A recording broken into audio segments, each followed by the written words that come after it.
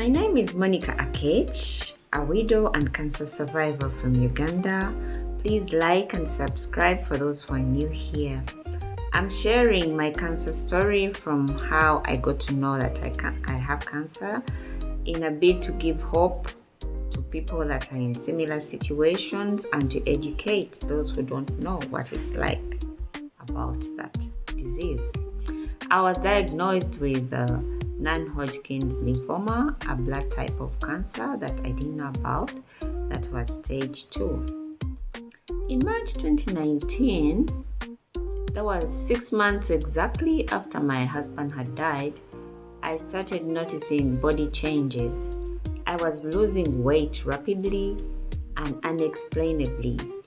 I was all the time bloated. I felt full when I've not eaten. I was not eating well or enough. I couldn't even drink a lot as much as I wanted because all the time I felt like my stomach was half full or something. So I went to the hospital. They did some tests and then I was told I have some ulcers in my stomach caused by H. pylori. I think it's a disease-causing agent or something.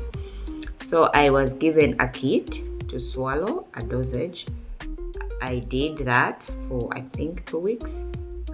Then I went back. They tested again and still found out that I still had it in my system. They gave me another dosage. I did finish all that and the story was still the same. So the physician that was seeing me at that time, she was called Dr. Emily from IHK Hospital, Uganda. May her soul rest in peace. She tragically passed away, I think 2 years later, in a motor accident. Dr. Emily kept treating the symptoms she was seeing, and I think at some point it subsided a bit, but the weight loss was still going. Every week I would noticeably see that I'm losing weight. I was reducing clothes so that I fit in, and it was annoying. Towards July of that year, I got a lymph node swelling in my the left side of my groin area, just at that pelvic joint area. I got a boil swelling, which also was growing very fast. You know how they say you have a boil and you give it some time, in my language they say to ripen so that they can remove out the pus. Mine, I think, just went through the phases very fast, maybe in 2 days or something, and I could not walk properly. I was in so much pain on the whole leg going down from the waist. So Dr. Emily sends me to another physician in IHK Hospital in Kampala. When I got there, he was like, we need to do some surgery because there is some lymph node swelling. That's what he said. I didn't know about lymph nodes at that time. So he's like, it's a minor surgery of 1 day and you go home, we monitor you. So we will be able to get some specimen from that and then we test it. That's what they did. I went in. By evening, I was home and I was nursing the wound. And in a few days, I think I was fine. The results came back a week later.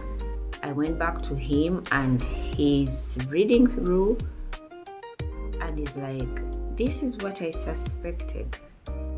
As usual, like anybody that's responsible enough, I go to my phone and I Googled what is non-Hodgkin's lymphoma. So as I was reading, I realized it's a type of cancer. So remember, we are in the room together, just the two of us. He's just being a doctor. He's not showing me any indicators for me to be scared or what, but that is the first time I discovered that I might have cancer through just Google while he was writing his notes and reading out for me. My heart pumped a lot.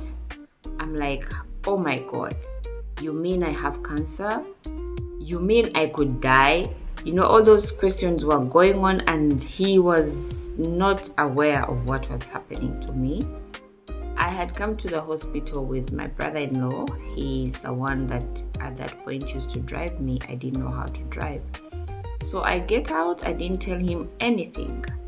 What was going on in my mind at that time was my husband just died. My children are very young. By then they were 9 years, 5 years, and almost 4. Actually 4, yeah. So it's like, you mean my children are going to be here alone just like that? And I kept quiet. I'm like, Monica, don't work yourself out so much yet. It's just a suspicion, not proven, and you're not going anywhere. I'm talking to myself. We're going back home with my brother-in-law. I didn't say a word to anyone, but my world was crumbling. The tests still suggested somewhere that we need another opinion before we confirm from another lab or another group of doctors. So they sent my specimen to South Africa, where they checked, and again another almost week or 2 later, the results come back and they're still saying non-Hodgkin's lymphoma. What annoyed me at that time, remember, I'm walking this journey solo. I'm not shared with anyone at all what I'm experiencing. By now you notice we are already probably in August or something.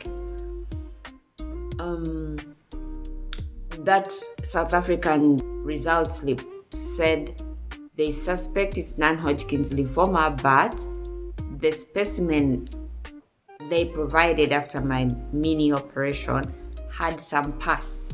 So they still want to be sure. They would like to get another lymph node from my body and test it. I got pissed. Not going to cut me anywhere again. You already did. I can't be just, remember, this is money. That operation I think was 800,000. And in my mind I was like, you want me to give you 800,000 again? You cut me up. I go through that emotional turmoil, and then we get back to the same thing or so. I got mad and abandoned that hospital. Mark you, the situation is still going on. The weight loss is going on. The time my husband died, he had died in 2018, August 18th. We are now August 2019. By the time he died, I was 65 kilograms. But as we got to the year later, probably I was now 50. And I'm a tall woman. It was noticeable. But now what was beginning to be funny, my stomach was swelling. So I left that hospital. It was swelling, like, let's pretend how a pregnancy grows. The belly bump starts growing a bit. It was kind of something like that. So I went through a lot of emotional pain because people were thinking I'm pregnant, and such information would get to you, and yet you are in this maze of nobody has yet cracked what is wrong with you. But the world feels at liberty to talk all the shit they want about you, to defame you, to call you all sorts of names. Anyhow, that was a side note. My sisters take me to another hospital. It's called Nsambya. It's one of the major hospitals in Uganda.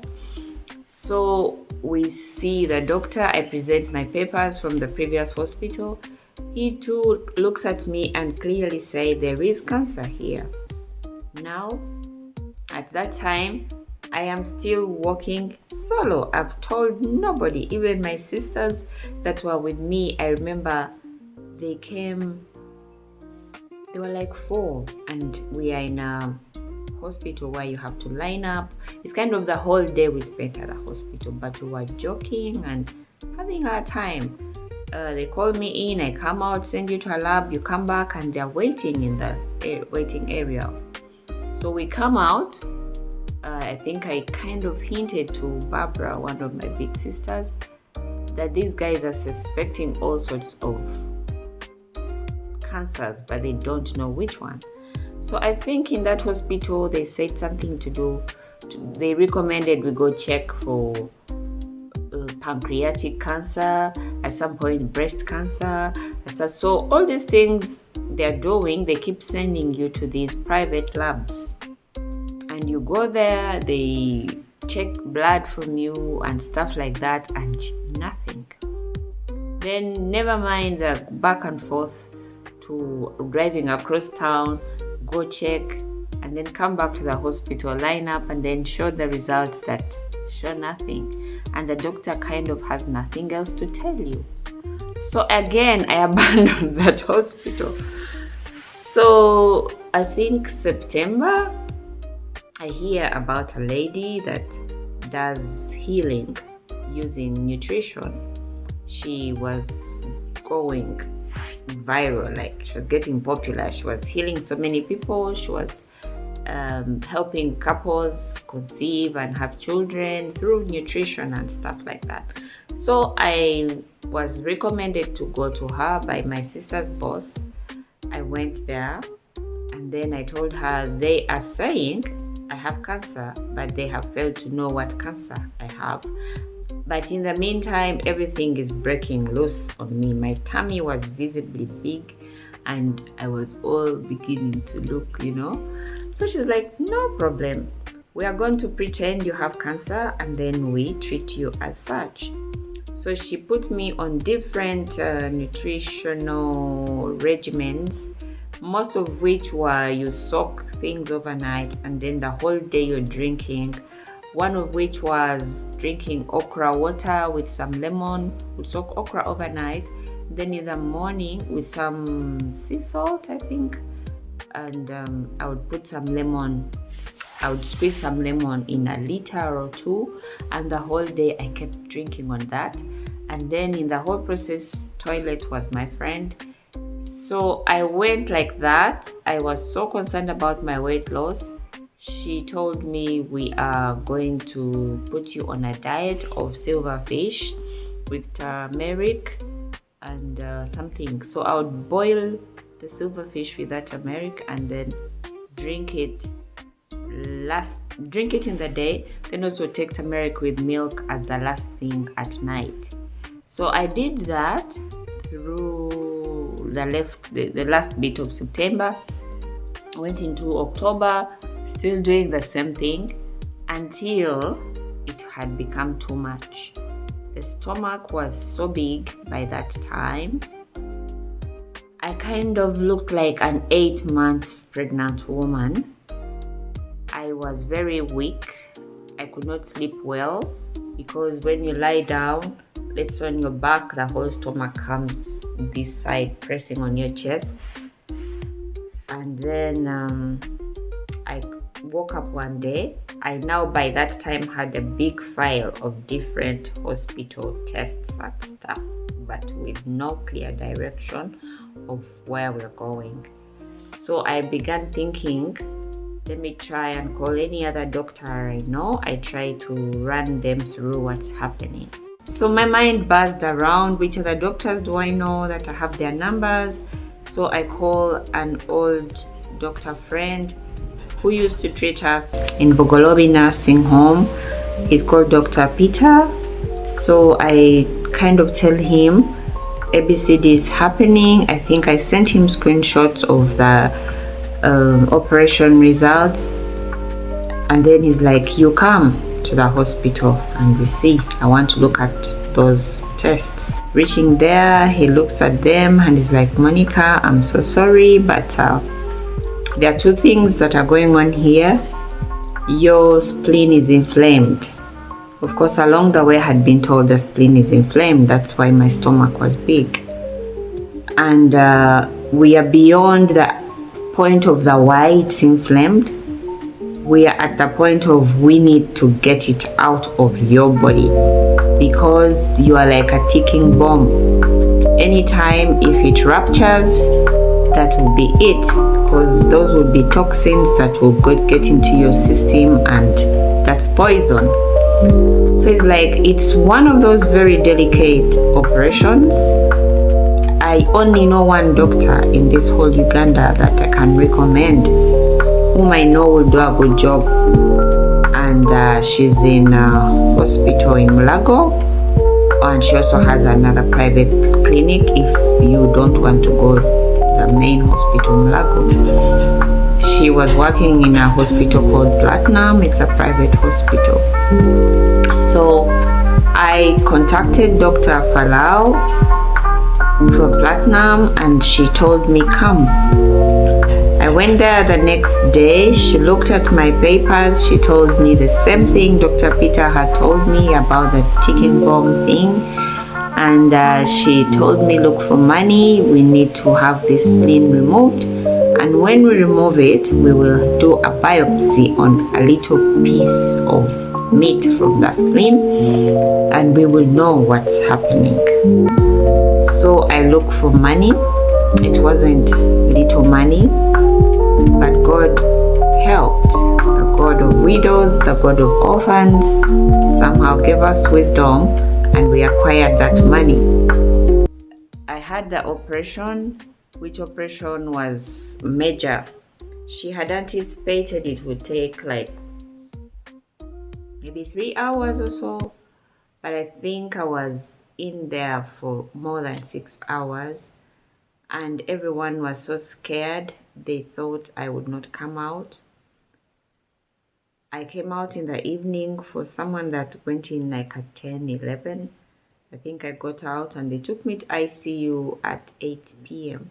So overnight I was monitored, and my people were out still not sure. They haven't talked to me, they haven't seen me till the next morning when I had woken up, and they were sure that every vital organ was performing its job well. I got back home. A week or two later, we go back for the results, and guess what? Non-Hodgkin's lymphoma stage 2 was the verdict. This had to be confirmed almost a whole year later from the time of suspicion. The doctors told me with cancer, they don't guess. They don't just begin treatment because someone thinks they're sure that you have cancer. There are different types of cancers, and each one has a different way of intervention or treatment. So we went through that whole year of not knowing. By the time I'm finding out, it was December of 2019. So when they confirmed that, I had had a whole year of regurgitating what it's like to die probably from cancer, what it's like to be sick. Not that I knew anything, but I had kind of read a bit about a little bit that I needed to take me through that time. So when they stamped the whole news onto my spirit that I'm sick, I didn't fall off my chair, but I was sad, I was pained, I was scared. As usual, I did not tell anyone. But remember, by now there are people that had been walking with me this journey. My sister Barbara can be insistent. She will check up on you in the morning. Oh, I didn't sleep well, I'm going to hospital. Where exactly? Okay, tell me what happens. If you dodge to call her back, she will check on you. Did you go? What did they say? And lies are not my thing so much. I rather hold information, but to lie sometimes, it's not easy for me to lie. So she kind of kept poking me. And as a family, we had begun a culture. My cousins on my father's side, we were beginning a culture of meeting annually, and someone hosts. So that year, I think I said, let me host. Because I had this thing that I'm on 50-50, so I rather give people good memories. I rather make memories for myself as well, probably to take and my children to enjoy. We were approaching Christmas. So we have this get together in my house, and it was hosted by another family, but I gave the venue. I remember now, I gave the venue my place. So we had a very wonderful time. We like learning about our own family tree. Like clearly I was just trying to lay something for my children where they will go. I don't know what was even going.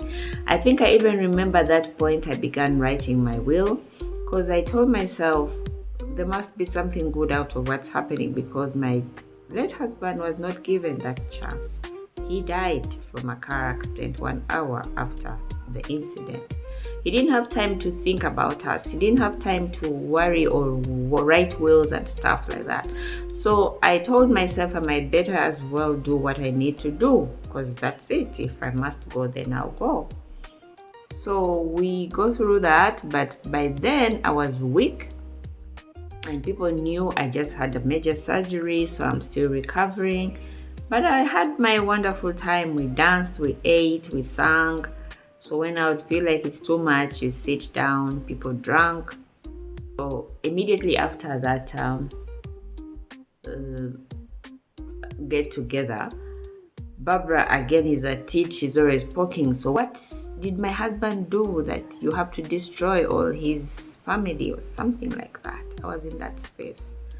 So Barbara poked me a lot, and then eventually I told her they confirmed I have cancer, stage 2, non-Hodgkin's lymphoma. It's a blood type of cancer, but this time started from the spleen, because the spleen, I think, helps the liver to eradicate bad blood or something like that. This is a disclaimer. I'm not a teacher, I'm not a doctor, but I'm just telling you what I was told at that time. So you can Google about non-Hodgkin's lymphoma and educate yourself more if you would like.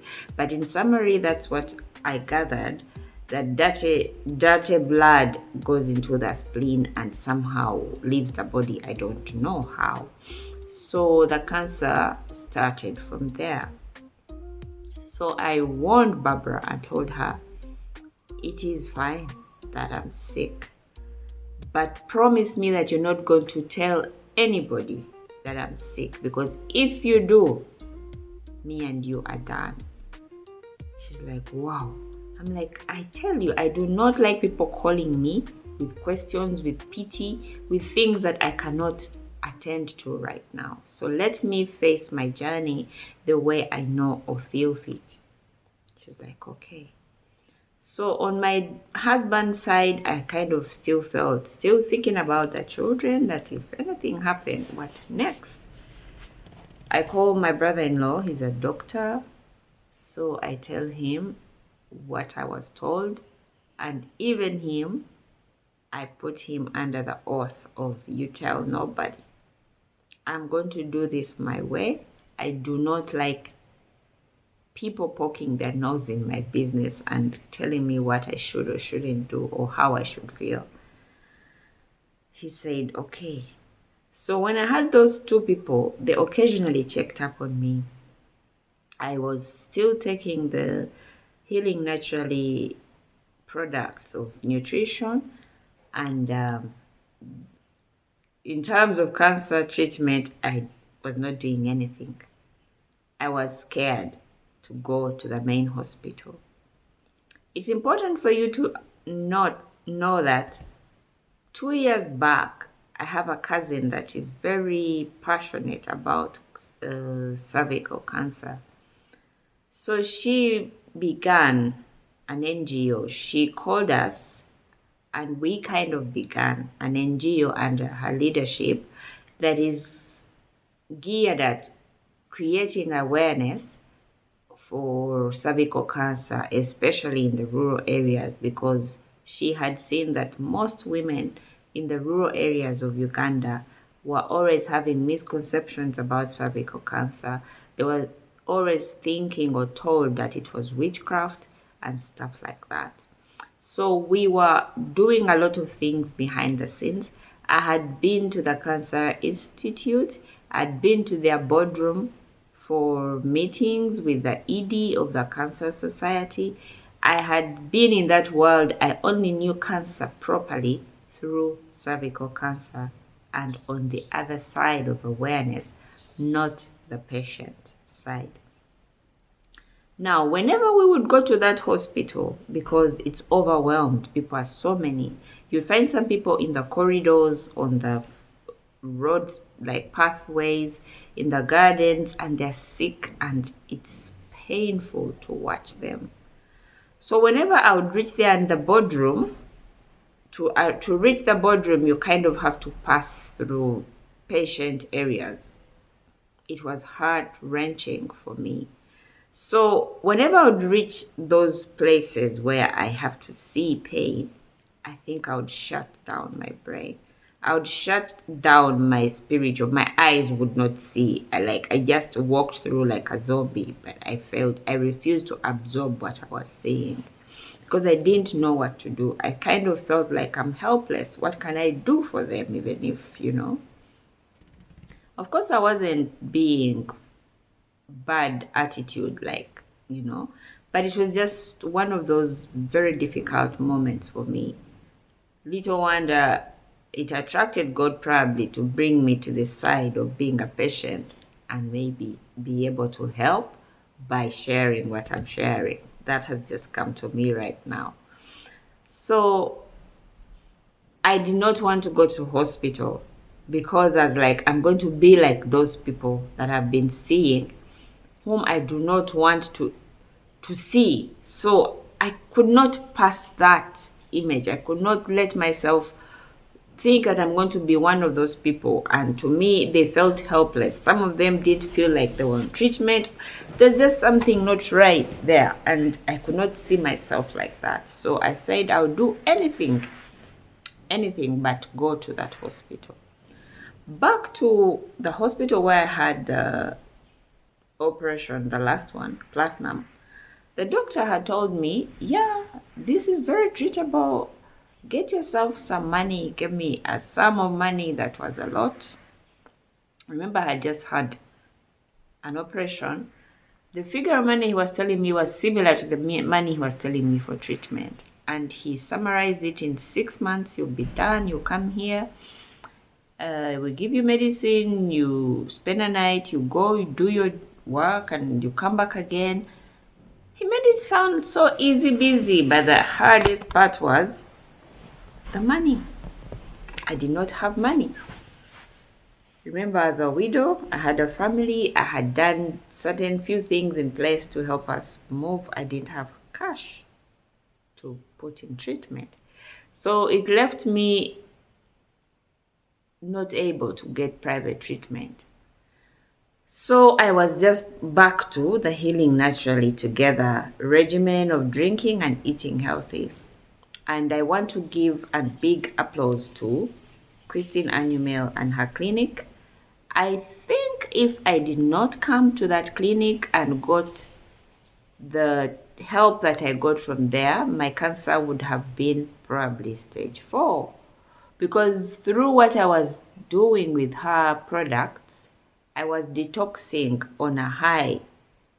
So I believe as a layman, that did a big deal for me to keep my cancer at stage 2.